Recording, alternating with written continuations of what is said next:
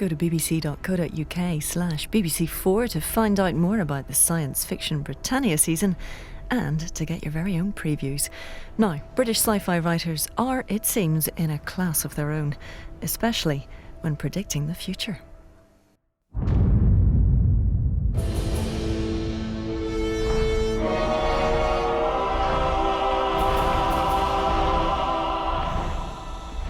Welcome to the future, the utopian dreams and dystopian nightmares of British science fiction. Nobody writes them quite like us. Visions of society where sex, technology, and control of the masses meet in a heady brew. Why have the British been better than anyone at imagining these future heavens and hells? And what do they reveal about us and our deepest fears?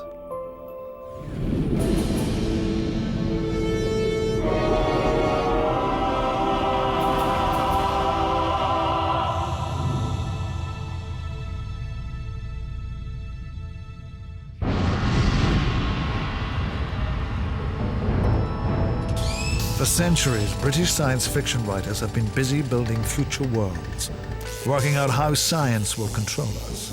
But darling, what on earth is an atom? I was in on the very start of apathy control. Come along, Mary, I must see that machine.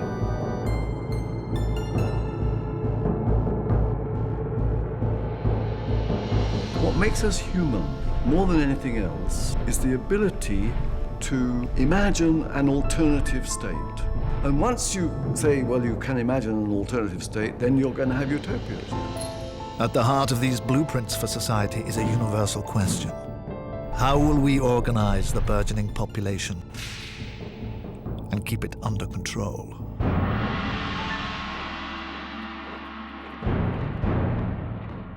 The two most famous books of utopian fiction are British: Brave New World by Aldous Huxley and 1984 by George Orwell are so important they've even entered the language.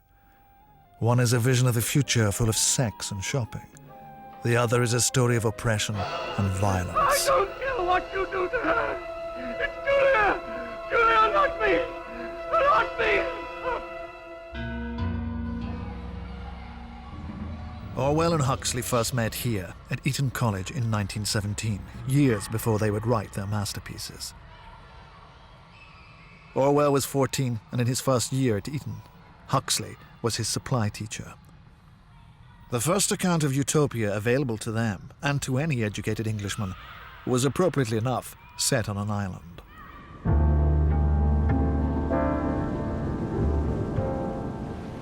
The father of the utopian dream was a politician in the court of Henry VIII.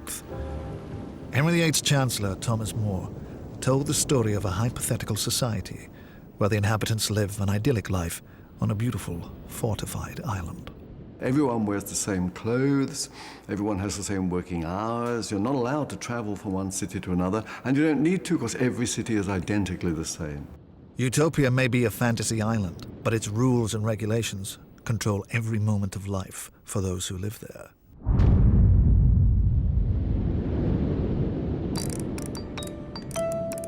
No man may live idle, but they divide the day and night into 24 hours. Appoint 6 of these for work, 3 of which are before dinner and 3 after. They then sup, and at 8 o'clock, counting from noon, go to bed and sleep 8 hours.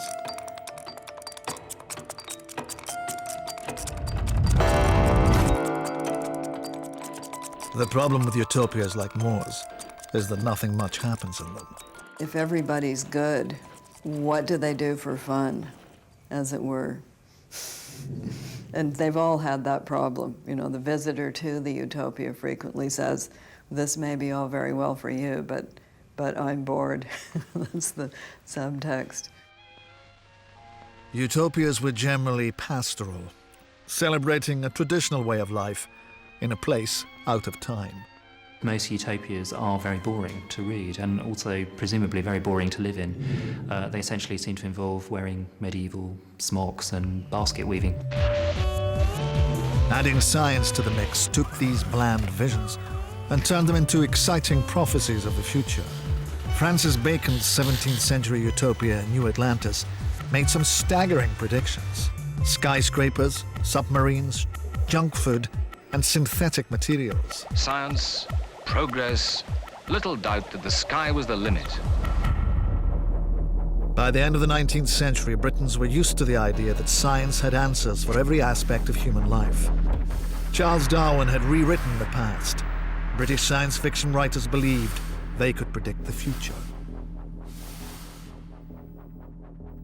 Herbert George Wells was Britain's greatest prophet of utopian progress.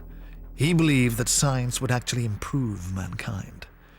His book, The Shape of Things to Come, was made into a film in 1936 and became a landmark in cinematic design.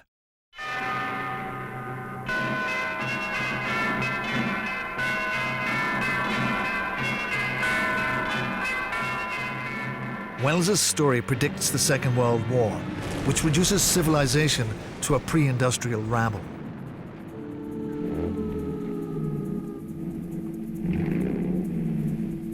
A group of scientists rebuild a utopian society called Wings Over the World, based, bizarrely, in Basra, Iraq. By 2036, all people live in futuristic underground cities. Well, Wells is someone who, in the 1890s, is a science journalist. But there is this moment about 1899 when he writes a sequence of really, really interesting utopias of cars, planes, moving sidewalks, all of that very distinct kind of iconography of the future. Wells even predicted satellite TV and worldwide media events. What is this progress? And that voice is sounding to the whole world. No. Decades before the first live global broadcast when man landed on the moon. Small step for man, one giant leap for mankind. He also predicted how they'd get there by means of his most fantastical invention, a space gun which fires people into orbit. There they go. That faint gleam of light. I feel that what we've done is monstrous. What they've done is magnificent. But there is always a dark side to utopia, and there was certainly a dark side to H.G. Wells. He was a eugenicist. Eugenics was a branch of science invented in Britain devoted to improving the breed of man. What do you do with people who don't fit your utopian plan? Well, as it so happens, you do with them generally what people have done in real life. You kill them or enslave them. So at that point, it ceases to be such a dandy utopia. And as Nathaniel Hawthorne pointed out, the Puritan fathers went to America to set up a perfect society, and the first things they built were a scaffold and a prison. The things that utopians are worried about are the degeneracy of most people. People are not good enough, and there are too many of them. In his much earlier book, A Modern Utopia, written in 1905, Wells presents his hopes for a utopian super race and what he'd like to do to those who don't measure up.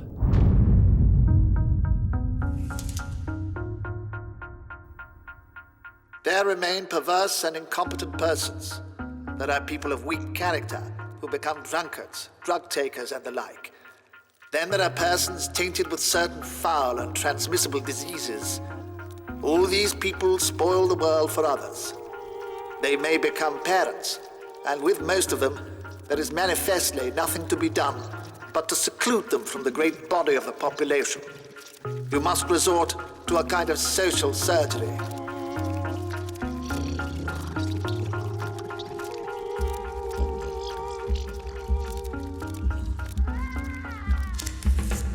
He thought that people should be beautiful in mind and body, strong and beautiful in mind and body. And for that, you have to get rid of inferior types. Just as Britain's cities were to be cleared of their slums, so H.G. Wells wanted to attempt a mass clearance of the population's lowest elements. It made sense that model cities should be full of model citizens, a view shared by many.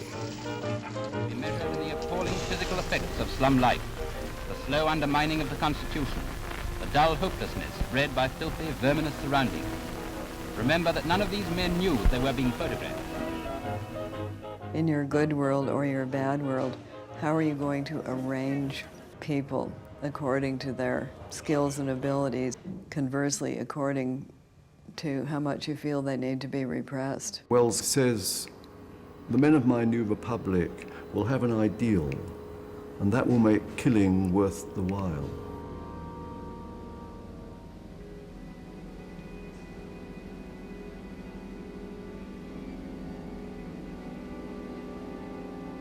The First World War provided a real hell on earth. But you had to be fit to be sent to fight. One young man rejected by the army was Aldous Huxley, who was blind in one eye. He was sent to teach French at Eton College instead, and among his mocking pupils was George Orwell. I think Orwell regarded him, like most of the boys, as a bit of a joke. He was an extremely bad teacher. He was so short-sighted he couldn't see them making, I don't think they made those gestures then, but sort of, gestures of that kind, I should think. He was a serious oddball. Everything conspired to make him possibly seem rather aloof. With his reputation for great intellectual distinction, this would confirm the view that he was a remote egghead. It was Orwell's first year there, a welcome relief from the totalitarian hell of his prep school. While Huxley taught Orwell to appreciate the works of Baudelaire, 300,000 men were dying on the fields of Passchendaele, while Orwell conjugated his verbs. Russia stood on the brink of revolution. The future writings of both men would struggle to reflect the changing world around them. Orwell was reading H.G. Wells avidly, finding it wonderful escapism from the horrors of the real world. For a boy growing up in the early 1900s, it was a wonderful thing to meet the stories of Mr. Wells. And here was this wonderful man talking about the inhabitants of the planets in the bottom of the sea. And above all, he knew that the future would not be what respectable people expected. Even at Eton, the most exclusive school in the country, there were strong class divisions.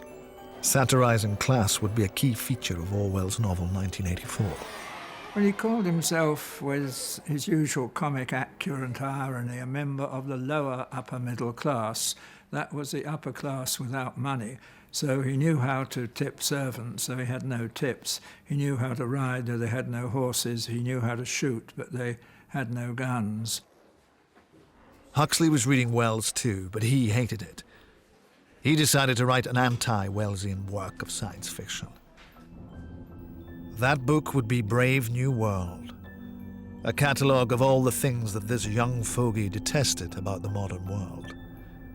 Taking on the concerns of the British utopian, sex, class, and controlling the masses. In this year of stability, after Ford 632, standard men and women in uniform batches, the whole of a small factory staffed with the products of a single egg, the principle of mass production at last applied to biology. Brave New World is set in the 26th century. It's the ultimate class satire, imagining a world where people are manufactured on a production line, literally being made to order. Brave New World is primarily interested in biotechnology as means of social control, as means of social shaping. Production of babies is entirely artificial in laboratories, in hatcheries, and they're deliberately produced in different grades by releasing less oxygen to the brain when it's forming. You can produce either alphas or betas, or gammas, deltas, or epsilons. The British class system is taken to its logical conclusion with science. Even in the 26th century, no epsilon will get to go to Eton. At Eton, they alighted on the roof of Upper School. On the opposite side of Schoolyard, the 52 stories of Lupton's Tower gleamed white in the sunshine. Eton is reserved exclusively for upper caste boys and girls. After being born as an alpha or an epsilon, Brainwashing is used to remind each child of their station in life. Wear khaki. Oh no, I don't want to play with Delta children. Huxley invents hypnopedia, a kind of subconscious teaching discovered by accident when a little boy falls asleep with the radio on. While the child was asleep, a broadcast program from London suddenly started to come through. Good evening, ladies and gentlemen. And the next morning, little Reuben woke up, repeating word for word a long lecture by that curious old writer, George Bernard Shaw, who was speaking, according to a well-authenticated tradition, about his own genius. Few people think more than 2 or 3 times a year, but I have made an international reputation for myself by thinking once or twice a week. To little Reuben's wink and snigger, this lecture was, of course, perfectly incomprehensible. The principle of sleep teaching, or hypnopedia, had been discovered. Well, in the 1920s, just before Brave New World was written, radio had become a very important medium. And there was a certain anxiety about the way that radio could be and would be used. In America, the President, Herbert Hoover, said that it was absolutely unthinkable that a medium as powerful as radio should be allowed to fall into the hands of advertisers. Within 2 years, that was exactly what had happened in America. Like all utopians, Huxley was suspicious of mass culture and worried about the dumbing down effects of media. His vision of a leisure society gave him the chance to satirize the things he most detested: advertising, cinema, and sexual promiscuity. Huxley, in writing Brave New World, is obviously writing a comedy. It's full of jokes. It's not intended at the time he writes it as a serious text, although it was, in a sense, rather more accurate than he supposed it could be. "Take hold of those metal knobs on the arm of your chair," whispered Lenina. "Otherwise you won't get any of the feely effects." The plot of the film was extremely simple. A few minutes after the oohs and ahs, a duet having been sung and a little love made on that famous bearskin, every hair of which could be separately and distinctly felt. The beta blonde was ravished away, and the bearskin made a final appearance before the last stereoscopic kiss faded into darkness. Any dystopia or any utopia, they all have to deal with sex. Who is going to sleep with whom, under what circumstances, who gets to have children, how are the children raised, what are the sexual crimes. They've all got this stuff in them. No, it's a plot. He can't be responsible for all these. In Brave New World, the worst sexual crime is to be part of a family, and for men and women to have children together. The good girls are the ones who do their orgies when they're supposed to be doing their orgies. They're socially compliant. You know, they do the orgies, they have the false pregnancy hormones and things, though they can't really get pregnant because babies are grown in bottles. Huxley regarded it as almost as being another form of consumer activity. It's strangely passionless. And it's said that one of the reasons why Brave New World was so popular in America in the 1950s was that it seemed to people to be advocating a kind of a rather exciting world of guilt-free sex, whereas in fact I think Huxley was trying to say something different.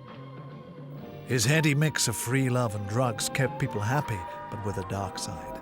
One of his cleverest inventions was Soma, a drug uncannily like Prozac.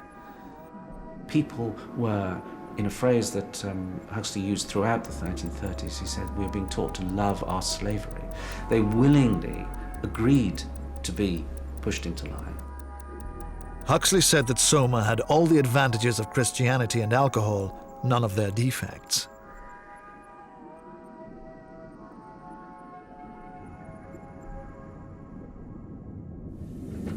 He drew his inspiration for Soma from his observations on a journey into darkest England, a trip up north to observe mass unemployment during the Depression. Huxley found the whole thing unbearable. He loathed the hard beds, inedible food, and baths, round the edges of which are to be found selections from the hairs of all the commercial travellers on the northern circuit. Into each life. Upper-class squeamishness oozed from his every pore. If that wasn't bad enough, he then had the misfortune to meet some unemployed miners. I'm sure no ghost could be as terrifying as these spectres of flesh and blood who walk the streets of our northern cities. Dead men hopelessly resigned to death. One could wish they were less resigned, less dumbly patient, but the dole has taken the violence out of their despair. Huxley turned the welfare state into Soma because he believed that in the future, people would be controlled not by handouts, but by pleasure. When Brave New World was published in 1933, this already seemed over-optimistic.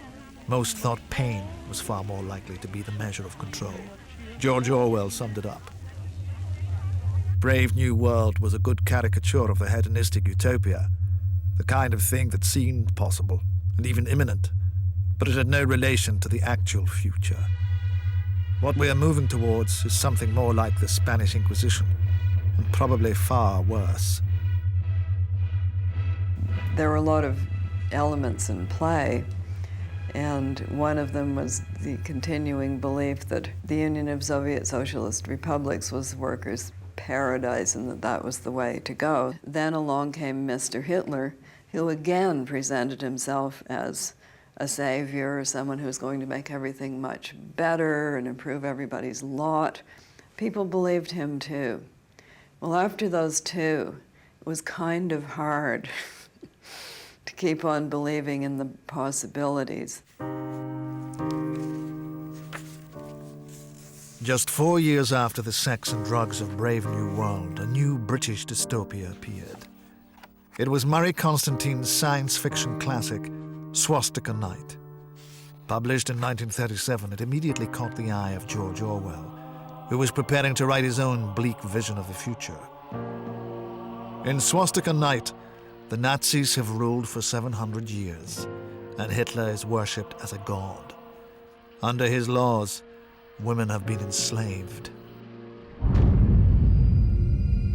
As a woman is above a worm, so is a man above a woman. As a woman is above a worm, so is a worm above a Christian. So, my comrades, the lowest thing, the meanest, filthiest thing that crawls on the face of the earth is a Christian woman. To touch her is the uttermost defilement for a German man. My sons, forget it not, on pain of death or torture or being cut from the blood. Heil Hitler! Swastika Night is a very remarkable novel, I think. It's only a slight exaggeration, I think, of the Nazi view of what women are for, that they're for home and reproduction. Hitler put some of this into practice. He set up enclaves where SS member men could have biological wives in addition to their other wives. And the idea was to make as many Aryan babies as possible. Mind you, they had quite nice swimming pools. They weren't locked in rooms. They were actually treated quite well, which is why some of them did it. Swastika Night described a living hell for women. But why had Murray Constantine chosen to write about female oppression? In 1985, the truth was revealed. Murray Constantine was not just another well-born utopian like Huxley. He was in fact a she, Catherine Burdekin. Science fiction was the perfect place for her to express her fears for the future and frustrations with the present. Catherine wanted to go to university, but her parents wouldn't consent. Instead, she married a barrister in 1915. Restless with married life, she became a nurse with the Red Cross during the First World War. Her experiences deeply affected her. She blamed men for the destruction she had witnessed. Catherine left her husband after 6 years of marriage, turning to a female companion, Isabel Allen Burns, who remained with her for the rest of her life. Swastika Night warned against the cult of masculinity. George Orwell read the book very closely. Theme after theme of it reappears in Orwell's own work of science fiction, which was published in 1949. But Orwell did something groundbreaking in his novel. Rather than set the book in the far future, his nightmare vision was due to happen in his readers' own lifetimes. If you're writing in the immediate post-war period, there is a sense in which the future has been cancelled. The only way that you can think about projecting forward is by a sort of slightly surreal, disturbed version of your present day. In 1984, a state of perpetual war exists, and citizens have given up their freedom for security. Already Chelmsford has, we are told, been atom-bombed. The hero, Winston Smith, inwardly rebels against the totalitarian state he lives in, which demands absolute obedience and punishes even the thought of wrongdoing. "You are the last man," said O'Brien. "You are the guardian of the human spirit. You shall see yourself as you are. Take off your clothes." Winston Smith could not remember whether at any time since his arrest he had taken off all his clothes. He stopped short. An involuntary cry had broken out of him. Well, 1984 is primarily about threats to freedom, which go beyond mere matters of everyday freedom to freedom of thought. You have a government which not only wants to control what people can do, but control what people can think. The language is being destroyed. It's being turned into something called newspeak, which will have very, very few words, so that, as Syme, the chap who's doing it, boasts, you won't be able to have a bad thought. Thought crime, which is thinking anything against the party, won't be possible. Since childhood, Orwell had suffered at the hands of a number of ruthless institutional regimes. His prep school in Eastbourne made a particularly deep impression. A terrible place of bullying staff and horrible rich kids who scorned him, which he writes about brilliantly. Hello, Radio Terminal. BBC here. Another model for 1984 was the BBC. Orwell had worked in the Eastern Service during the war. I think Orwell was certainly fairly miserable working at the BBC. He was working for an unashamedly propagandist institution. I mean, basically lying to people, or what we would now call spin. That's right, Mr. Addison. As we're always telling these kids, they must play as a team. Yes, and don't forget, in this war we're fighting today, we must all play for the team, particularly as the team we are playing for is Britain. The third model for 1984 was perhaps the most terrifying of all.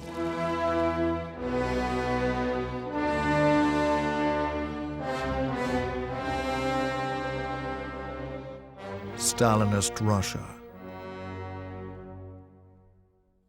An important part of 1984 is that history is falsified. Everything's rewritten. Enemies of the state are just airbrushed out, as it were. But even worse than propaganda, in Orwell's opinion, was the dumbing down of society.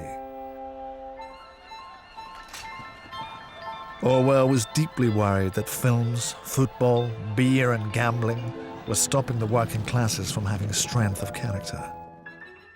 In 1984, the working classes are given prole feed to keep them quiet.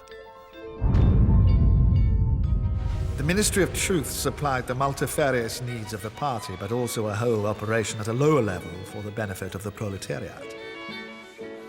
A whole chain of separate departments dealing with proletarian literature, music, drama, and entertainment. Generally, here were produced rubbishy newspapers containing almost nothing except sport, crime, and astrology. Sensational 5-cent novelette films oozing with sex and sentimental songs, which were composed entirely by mechanical means. Orwell may have worried about the cultural life of the proles, but he still regarded them as the only hope for the future. It's Winston Smith looking out the window at the woman hanging up the laundry and singing. And thinking, well, she's definitely the masses. It's a prole woman. That's a prole feed song, isn't it? Last month, number 2765, out of date. The product of an electronic machine, and she sings it as if it meant something. She's as solid as a pillar, as sturdy as... You know, Julia, she's beautiful. 1984 is a brilliant insight into the British class system, written by someone struggling to overcome their own background. The old Etonian just couldn't escape his own prejudices when writing about the proles. He says, however hard you try, it's very difficult to escape from your childhood stereotypes. I was brought up to believe that the working classes smelt.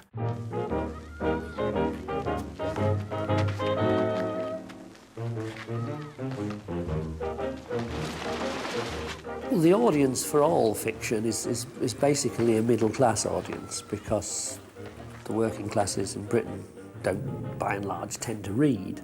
That's always created a bit of a problem for utopian and dystopian fiction, in that it's often written by socialists, politically active people who are therefore already in a state of tension with a large proportion of their audience. He says to the middle classes, you know, to join the revolutionary fight. You've nothing to lose but your H's, you know. Orwell satirizes middle-class attitudes towards sex. Sexual intercourse, he writes, was to be looked on as a slightly disgusting minor operation, like having an enema. Just there, you're not to see me for the next 3 or 4 minutes. To make sure, you better turn round. But what are you going to do? Please, I'll let you know. In 1984, Julia is the bad girl. She's outwardly compliant. She seems to be a model party member, but she harbors deep subversive thoughts.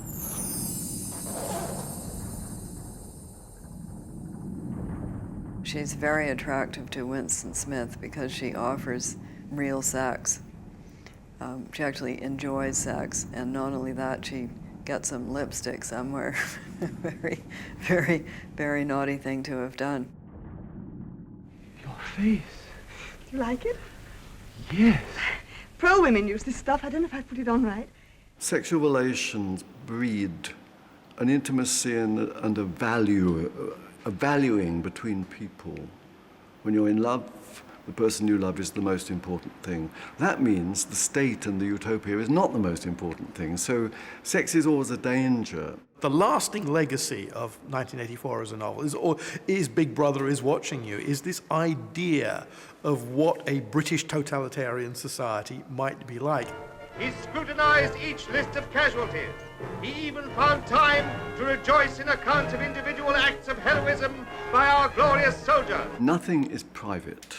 Everyone is watched all the time through telescreens, which pick up as well as relay, and which are so accurate they can observe your heartbeat. The notion of a TV set you can't turn off is profoundly creepy. And I think probably that side of 1984 has much more to do with the notion of the surveillance society, which didn't actually happen in Britain for about 50 years. Now we are, I believe, the most photographed, recorded, surveilled, spied on population in the world.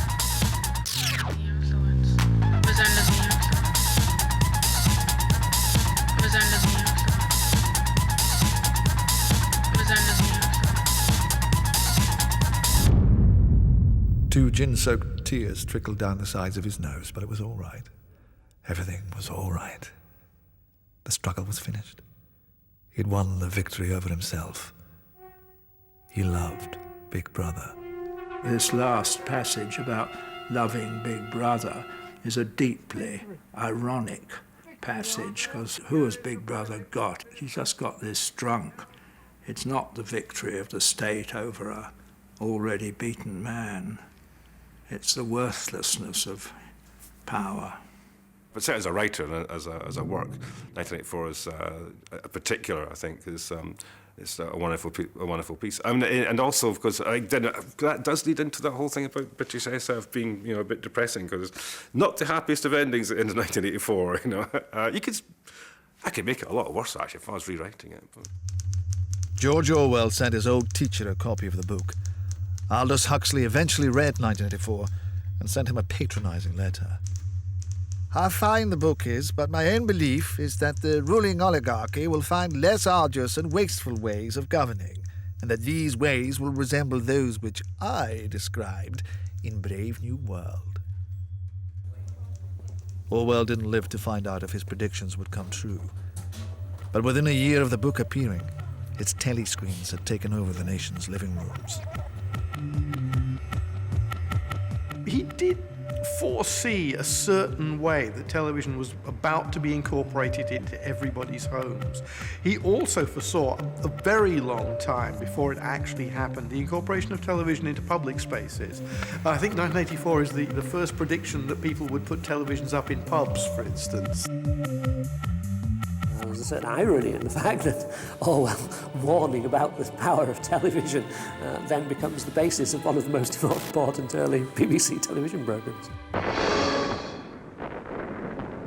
The TV drama appeared on the BBC in 1954, just 5 years after the book had come out. Atomic war, famine, revolution. It had been a literary sensation, but the television play made an even bigger splash. It was watched by 7 million viewers. Even the Queen tuned in.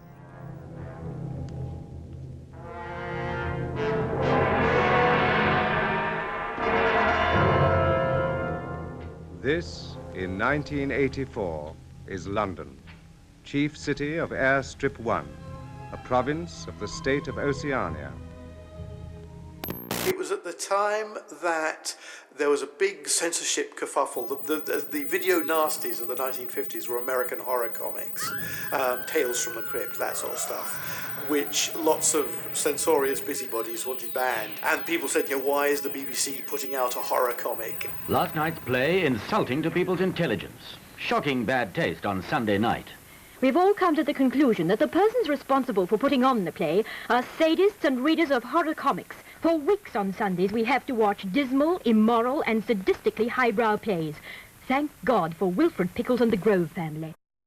Some people were very shocked at the time, or said they were, and the newspapers in particular took that theme up.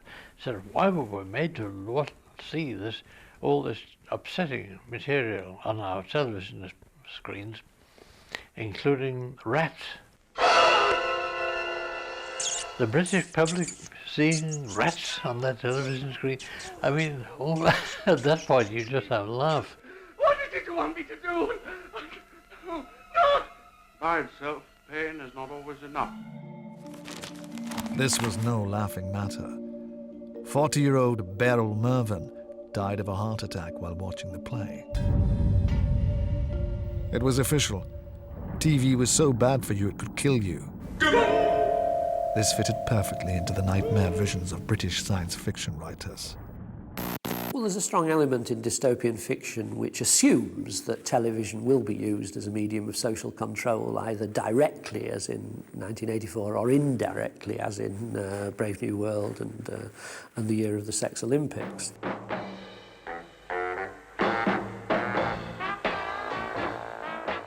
BBC writer Nigel Kneale, who had adapted 1984 for television, saw a future where TV controlled the hearts, minds, and libidos of viewers. The year of the Sex Olympics, shown in 1968, returned to the old favourites, sex and nudity, with a 1960s spin. So keep looking. Maybe tonight's winners make it to the Olympics. First round then, and welcome to those king-style lovers, Cara Dindo and Stuart Pendley. Hello there, Stuart and Cara. In Brave New World, sex was so casual, no one cared who you copped off with. 30 years later, in the year of the Sex Olympics, sex was banned, apart from the champions in training, televised in a constant stream of pornography. 1984 is about the government of a miserable future, whereas Year of the Sex Olympics is about the media of a miserable future. Orwell had to imagine television. He didn't know that much about it. Nigel Kneale was a television professional who'd lived within it for 20 years by the time he wrote Year of the Sex Olympics. At that time, the big thing was overpopulation. That's the great dread that the population of the world would just go right out of control. It is better to watch all the sex you like. In fact, you're almost compelled to. As you watch big television screens of wonderful quality, and you see the most beautiful people all having it off with a purpose, a very noble purpose, of calming the entire population of the world. When the audience tired of their diet of TV sex, the channel executives put on a new kind of program. The live show. Vision units set inside and outside the hut. Main unit inside is set in roof. It's the first ever reality television show, 24 hours a day of cruelty and violence.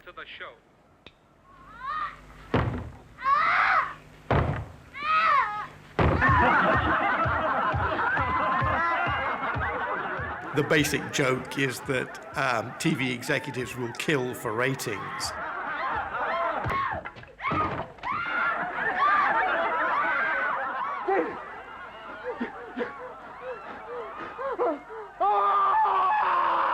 If you look at it now, you would assume that it was written in reaction to the craze for reality television that's only been around for the last 2 or 3 years. It's a piece of work that's still astonishingly, indeed terrifyingly relevant. If dystopian science fiction has been obsessed by TV, so TV has been in love with science fiction. Since 1963, the world-weary Doctor Who has delivered a galaxy of troubled planets right into our living rooms. If anybody has mass-produced dystopias in Britain, it's been Doctor Who.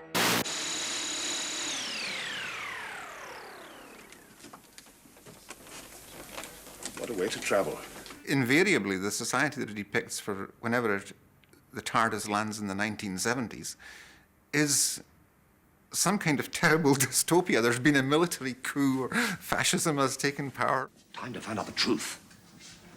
Time to find out if the waste from your product is causing these maggots to appear. That's enough!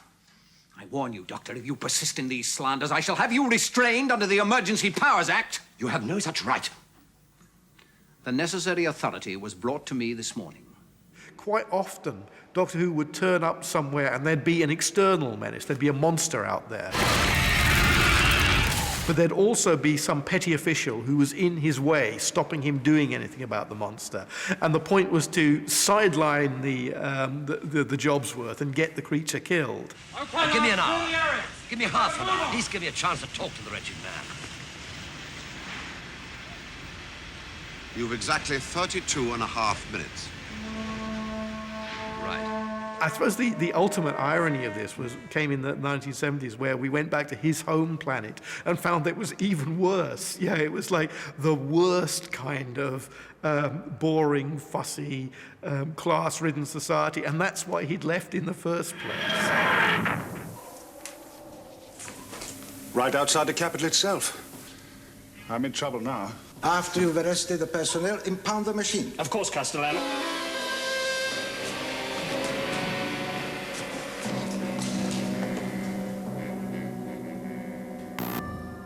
British superheroes are always middle-class professionals, from doctors to judges. The next iconic figure to emerge in British science fiction was Judge Dredd, who first appeared in the comic 2000 AD in 1977. His draconian law enforcement tactics in the dystopian Megacity 1 were an extreme satire of a police state where the word of the law controls the population mercilessly. Science fiction writers have continued to use dystopias to rage about the way the modern world is going. I think it is disgusting, something that will be done soon. And the promise I make now is inflation. Dystopian fiction is inevitably attractive to angry writers. Because it allows them to express all their worst fears and all their hatreds. It is particularly attractive to older writers who are in a state of incipient despair. Anthony Burgess was the king of the complainers.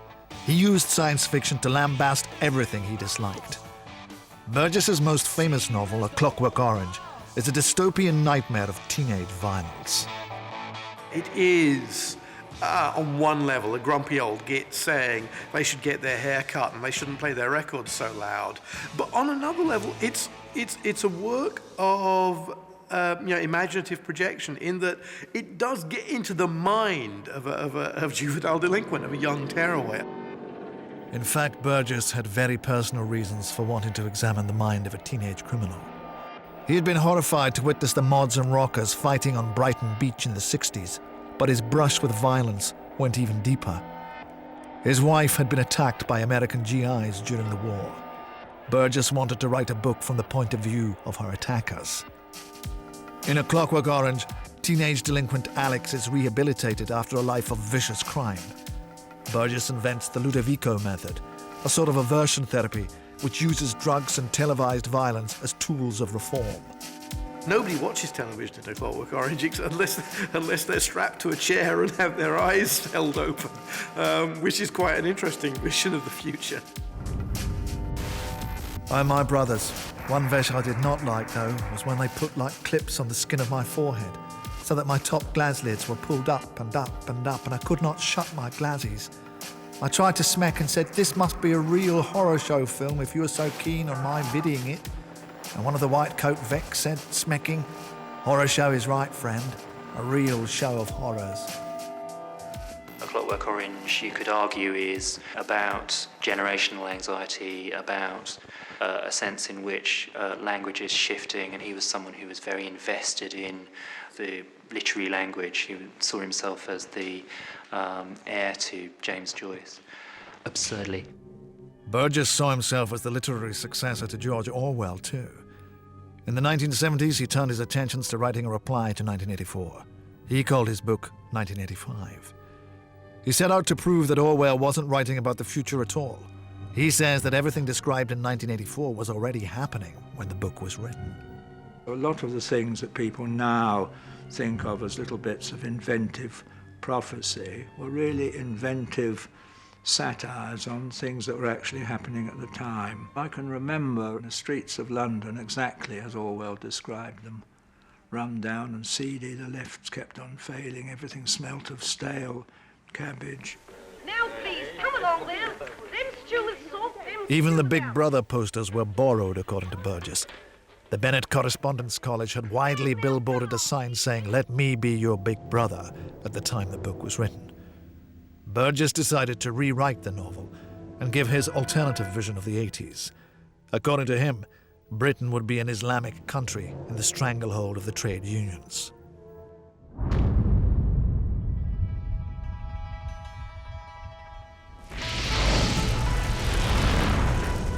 The 13th night of the general strike was a night of the big fires.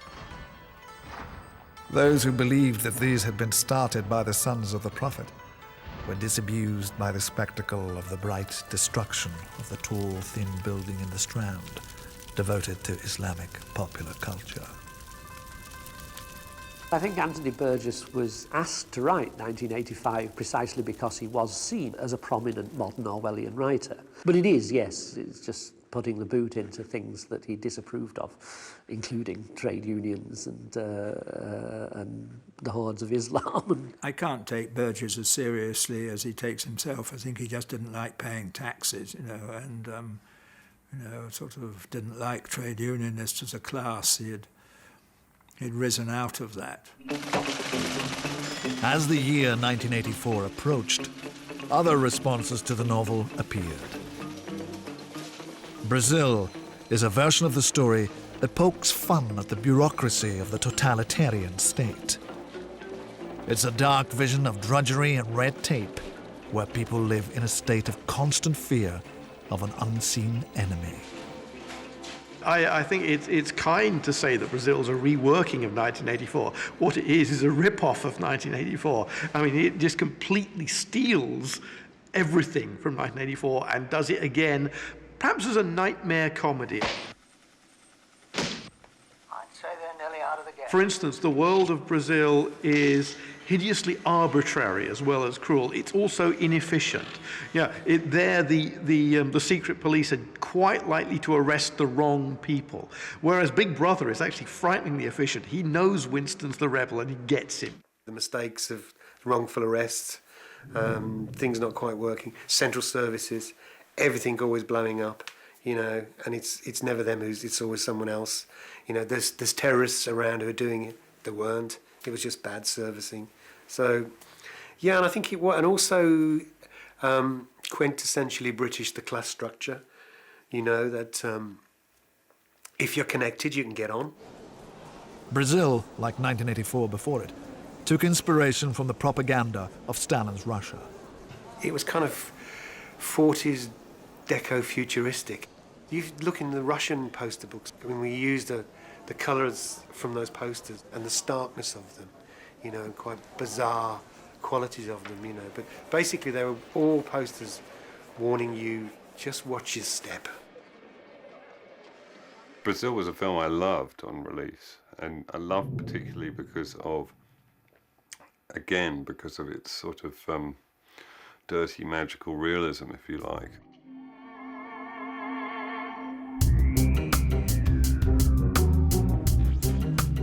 You know, the whole kind of thing about the ducts and kind of imagined, as it were, dystopic London, full of kind of writhing ducts behind every wall panel. Then I went down into the tube. I sort of almost dropped straight out of the cinema into the London tube system and saw this kind of duct coming over the wall with, right at the bottom of it, a little sign saying, "Speak here." Brazil grasps, if you like, that kind of retro-futurity about London, the idea that it's looking back to an era in which technology was more effective.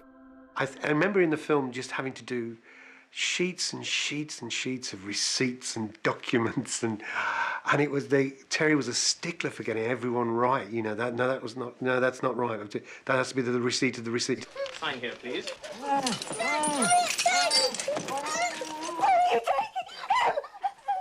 There. Thank you. Same again, please. What's that? Press harder this time. Good. Oh, what is this all about?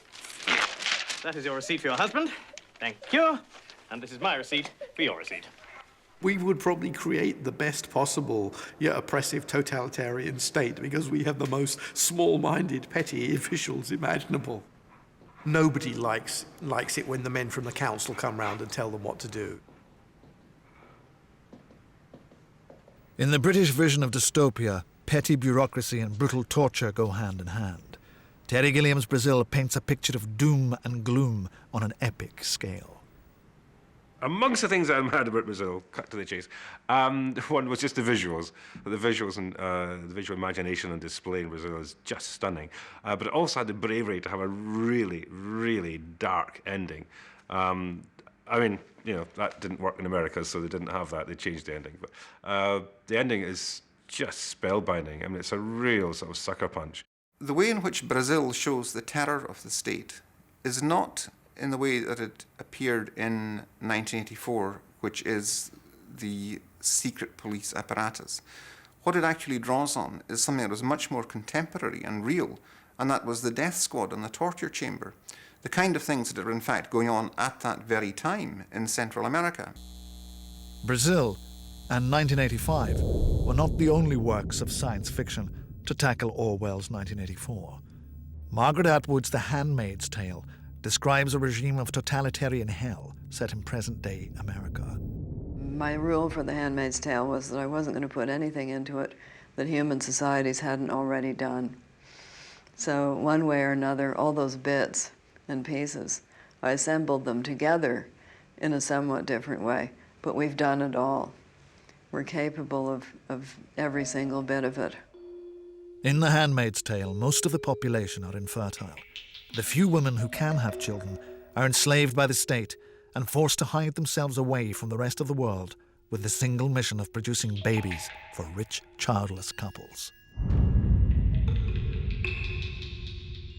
Modesty is invisibility, said Aunt Lydia. Never forget it. To be seen is to be, her voice trembled, penetrated. What you must be, girls, is impenetrable. She called us girls. If you are dealing with a really repressive regime, you can't just walk in and say to somebody on the street, "So how are things?" They're not going to say they're really terrible. They're going to say, "Fine," because if they don't say fine, they'll be killed.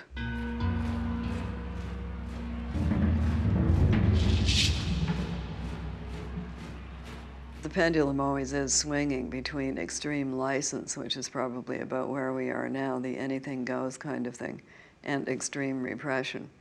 And the best place to live is probably when it's right in the middle.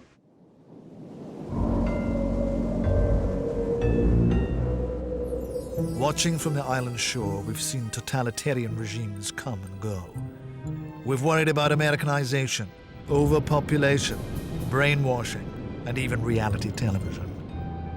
There certainly was a distinctive British sort of greyness about a lot of science fiction, real sort of contrast between American science fiction, which was very much reflected American, well, the fact that the Americans regarded themselves as having won the Second World War, and it's all can-do, and it was great, and it's brilliant, and the future was going to be super and wonderful and brilliant, and, whereas British science fiction did genuinely, in almost the extent of a cliche, reflect the great sort of the loss of empire and the days of austerity that lasted long after the Second World War. Fears, not hopes, have shaped our visions of the future. The biggest worry has been about giving up our identity, of being controlled by the state and losing our individuality. The British vision of the dystopia is always, the individual being crushed by bureaucracy. This may well have something to do with the British temperament and the British experience. The notion of a free individual with an imagination and creativity and difference from other people is something no utopia can contain. In a dystopia, you don't have choice and free will because conditions are imposed upon you. And in a utopia, you don't need choice and free will because what would you need them for? Everything's perfect. There is something else about the organization of utopias and dystopias that ideally suits the British temperament. Class has always been very important in British fiction as a whole, and inevitably it affects British utopian and dystopian fiction to an inordinate extent, so that one does, in fact, get a lot of English utopian and dystopian fiction, which is hypersensitive to issues of class. Even now, at the beginning of the 21st century, the two giants, 1984 and Brave New World, are still frighteningly relevant for defining our future. For a while it looked as if 1984 was going to win, but then the wall came down and we thought, well, that's the end of that Brave New World. We're just all going to go shopping and have sex, forever after, and that will be the end of it. But that was wrong too, because now we have 1984 coming back with a vengeance. And Big Brother really is watching you, and Big Brother wants to watch you a lot more for your own good. It seems that if we are going to guard ourselves against terrorism, something like that might be an advantage. And of course, on the other hand, you say, well, where has liberty gone? Where has privacy gone? And it's, I think, to the credit of the utopian tradition that it foresaw this dilemma. Tomorrow is a lovely day. Next Monday on 4, the final part of The Martians and Us. Next, tonight, the tension ratchets up a notch for the brilliant and daring remake of a cult sci-fi classic. If today your heart is weary, if every little thing looks gray, just forget your troubles and learn to say, tomorrow is a long